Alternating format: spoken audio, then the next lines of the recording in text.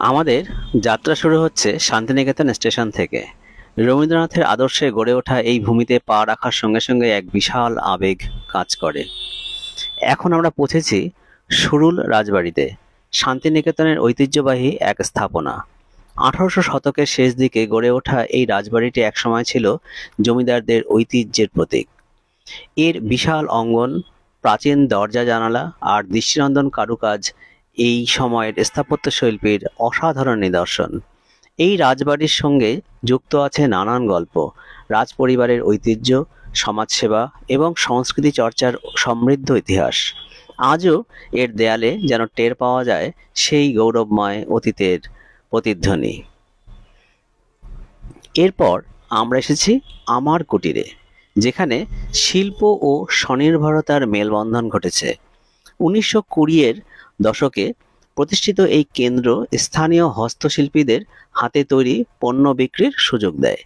এখানে মেলে চামড়ার ব্যাগ, বেতের কাজ, কাঠের খেলনা, মাটির পুতুল, জামদানি কাপড় ও নানা লোকশিল্প। আমাদের কুটির শুধু দোকান নয়, এই বাংলার গ্রামীণ সৃজনশীলতার প্রতীক। এখন আমরা দাঁড়িয়ে আছি শান্তিনিকেতন আম্বেদকর বৌদ্ধ কল্যাণ মিশন। শান্ত পরিবেশে ঘেরা এই পবিত্র স্থানটি গড়ে তোলা হয়েছে সমাজসেবক ও বৌদ্ধ ধর্মাবলম্বীদের উদ্যোগে। এখানে প্রতিদিন মানুষ ধ্যান, প্রার্থনা ও সমাজ কল্যাণমূলক কর্মকাণ্ডে অংশ নেন। বৌদ্ধমূর্তির সামনে দাঁড়িয়ে মনে হয় যেন সমস্ত দুঃখ ক্লান্তি মিশিয়ে আছে এই প্রশান্ত আলোয়। এই স্থানটি শান্তিনিকেতনের ধর্মীয় ও মানবিক চেতনার এক সুন্দর প্রতিফলন। আমাদের শেষ গন্তব্য সোনাঝুরি হাট, শান্তিনিকেতনের প্রাণকেন্দ্র। প্রতি শনি ও রবিবার এখানে বসে মেলা, যেখানে স্থানীয় শিল্পীরা বিক্রি করেন হস্তনির্মিত অলংকার, পোশাক, ঘর সাজানোর সামগ্রী, আরও অনেক কিছু। বাউল ও লোকসঙ্গীতের তালে তালে বাজারের প্রতিটি কোণ ভরে ওঠে উচ্ছ্বাসে। দেখছেন নাচ,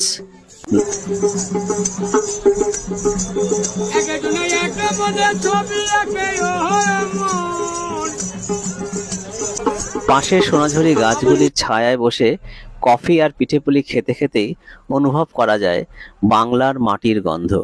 এ যেন এক জীবন্ত উৎসব, যেখানে প্রকৃতি, মানুষ আর সংস্কৃতি মিলেমিশে একাকার। এই ছিল শান্তিনিকেতনের ভ্রমণের কিছু মুহূর্ত, যেখানে ইতিহাস, শিল্প, ধর্ম আর জীবন এক সুরে গাথা। ভালো লাগলে লাইক, শেয়ার, কমেন্ট করে সবার দেখার সুযোগ করে দেবেন। ধন্যবাদ।